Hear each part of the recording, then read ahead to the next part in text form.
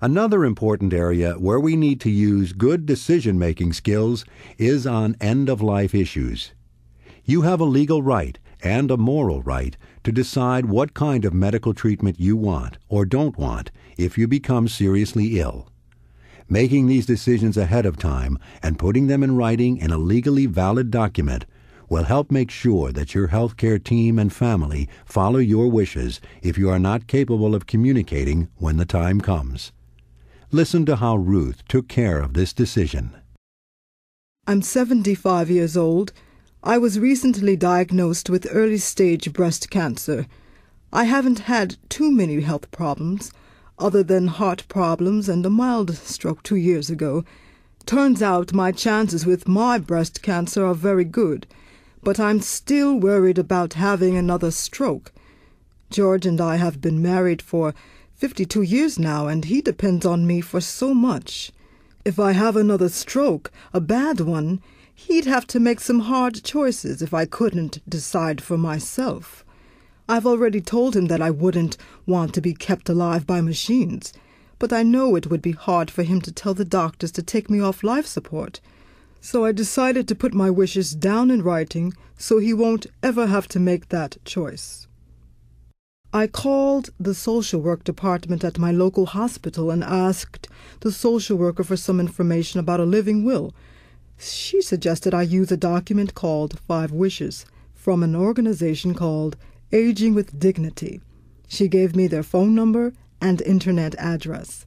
When I called them, they were very helpful and sent me a copy of the 5 Wishes form. I felt a sense of relief when I received that form. It gave me a way to take care of something very important to George and me. I took out a sheet of paper and started listing what's important for maintaining my quality of life. Then I asked myself some hard questions. First of all, who would I want to make health care decisions for me if I couldn't make them for myself? I wrote down my husband, but then I thought about my oldest daughter, Annie, and a couple of my closest friends. So I wrote down their names, too, and reasons why I should or should not choose each person. It's too important a decision to make all at once. So I put this sheet of paper away and reread it a few days later. I added some new reasons that I thought about to the list and crossed off other ones. After this, I felt pretty comfortable with my decisions. The next question from the 5 Wishes is what kind of medical treatment I would want if I became seriously ill or were dying. Do I want life support treatments, like being put on a respirator, or would I want to be resuscitated, have my heart started again if it stops? Do I want blood transfusions or kidney dialysis, or to be given food by tubes? What about antibiotics if I get pneumonia? There's a complete list of questions in this 5 Wishes document. Many you could never think of on your own. My social worker told me that the 5 Wishes document is a legal document in the state where I live, so my answers are very important, and I know my wishes will be carried out. First, I needed to talk with George and our daughter Annie about my decisions. At first, they were uncomfortable. These things are not easy for people to talk about. They kept telling me that my cancer was caught early and I shouldn't be worrying about what might not happen. But I knew we would all feel better once we talked about it and knew we had a plan together. So I told them what I had to say was very important, and that they should listen to what I had decided and why I had arrived at my decisions. I told my husband that I would like Annie to be my healthcare agent. After all, she has had some training in healthcare and is comfortable in hospitals and talking with doctors. I also told George that I honestly think it would be too hard for him to make these kinds of decisions. I knew his feelings might be hurt. Maybe they were. Well, we were all nervous about talking about these questions, but I'm certain we all felt better knowing what to do. Not knowing would be much worse. Annie had some questions about my answers on the form, so we finished it up and agreed that George and I would go discuss the document with our lawyer and then give a copy of it to all of my doctors and the hospital where I get treated, so that it can become a permanent part of my medical record. I have to say that this whole experience has really helped all of us feel so much closer, and now we can look to the future feeling a lot more secure. You can obtain a copy of the 5 Wishes document by calling 1-888-5-WISHES. That's 1-888-594-7437, or on the Internet at www.agingwithdignity.org. Aging with Dignity is one word in the Internet address. Keep in mind, too, that 5 Wishes is only one example of a document for making sure that your wishes at the end of life are followed. Each state has a form of its own, and your lawyer, doctor, or hospital can assist you with finding copies. Once you have made your mind up on important questions about your medical care, you may need to get prepared to solve other challenges or problems that may come up. We know that we often find solutions to a bigger problem when we break the bigger problem into smaller pieces and then work on the smaller problems first. When working with cancer survivors, I find it also helps to think about other major problems we've had in our lives and to think about how we solved them, what we did right, and what we could have done better. Previous problem solving can offer a blueprint for how to deal with current problems. Doris is a good example of this. She lives in a small town and feels very lucky that all of her children have stayed nearby instead of moving away like the children of so many of her friends. Listen to how Doris and her children dealt with a major family problem. I've lived with my cancer for a long time, and I recently had my 4th recurrence. My cancer is now very advanced, and the only treatment left is experimental. I've talked to my health care team.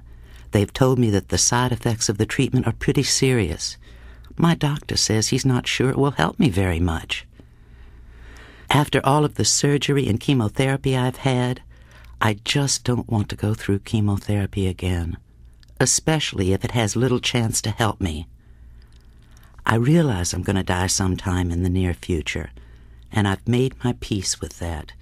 I'm very religious and count on God to get me through. The problem is my 3 children. They don't like the idea of me just giving up. They make me feel like I'm letting them down. My oldest son even acts like he's mad at me. The other day he told me that I should think about my grandchildren. Didn't I want to live to see them grow up? Well, I was just heartsick at this. I adore my grandchildren, and if it was possible to live long enough to see them raised, you can be sure I'd do anything to make it happen. I was so upset after our conversation. For several days afterwards, I even thought about changing my mind, but I've just got to be realistic now.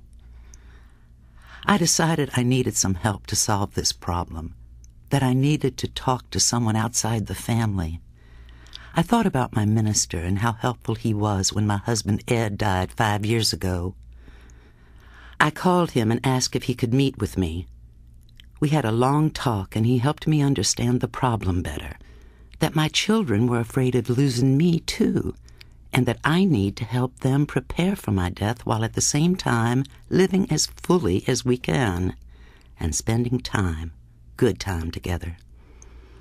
He said we are experiencing what is called anticipatory grief. We are grieving the fact that we are going to lose one another and that we need to talk about these feelings. I also told him that I did not want to become a burden on my family, that I'd always been fairly independent, and that my children have their own lives to lead. At the same time, I knew I couldn't get through this without the help and support of my children. So, we decided on a plan that has several steps.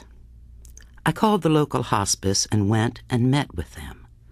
Since our town is so small, I already knew 2 of the women who worked there, and they have been very kind to me. They described their services. They are what is called a home care hospice. They provide care so you can stay in your home. They also told me about how I select the hospice Medicare benefit that covers nursing care and medications, including medications for pain if I should need them. They said they would get in touch with my doctor about a referral. I know my doctor will agree. She works part-time with the hospice program. The people at the hospice also agreed to help me set up a meeting with my children. The hospice nurse, social worker, and pastoral counselor would all be present to help me explain my choice and what we can expect, and what role my children will need to play. The next part of my plan was to get my children together to tell them about my final decision. My birthday was coming up, my 79th. I sent a note to each of my children, asking them to come to my house on Thursday evening for an early birthday dinner. I asked them not to bring any presents. At first, my daughter objected. She said it would be easier if they just took me out to our favorite restaurant for a celebration. Thank you, I said, but no, I wanted them to come to my house. They were all able to come, and we had a nice meal together. I had cooked many of their favorite dishes. When dinner was over, I said I wanted to tell them about the best birthday present they could give me. What I wanted was their blessing about my choice to forego any more treatment for my cancer. I said that I wanted them to help me have the best quality of life that I could possibly have in whatever time I had left. Then I told them that I had chosen to enter a hospice program and that I would like all of them to come with me to a meeting there. I said I knew that they were afraid of losing me and that I felt the same way about leaving them. But I also reminded them that together we had faced difficult times in the past, when their father died, and that we would face the future in the same way together. I also said that we had other decisions that we needed to make, and that I would ask each of them to help me with specifics, like getting my legal and financial affairs in order, and making funeral arrangements. I told them that I did not want to become a burden to them. We talked about what services the hospice could offer, including what they called respite services, where I could enter the hospital for several days if my children were unable to help me during a short time. They all said we would never need to use the respite option, but I still wanted them to know that was available to us. We did cry a little, and at times the conversation was hard. But we were finally able to talk fairly openly about my situation and clear the air. We seemed like we were working together as a family again. I must say, it was a very good birthday indeed. Doris is obviously a very brave and strong person. But the key point here for all cancer survivors is that if you can set your goals and are willing to put some effort into it, you can find ways to overcome a seemingly large obstacle by overcoming all the small ones, one at a time. Doris did this by identifying the problem, getting the facts, thinking it through carefully, and carrying out her plan. She and her family also took the time to think about how they had solved previous problems. This experience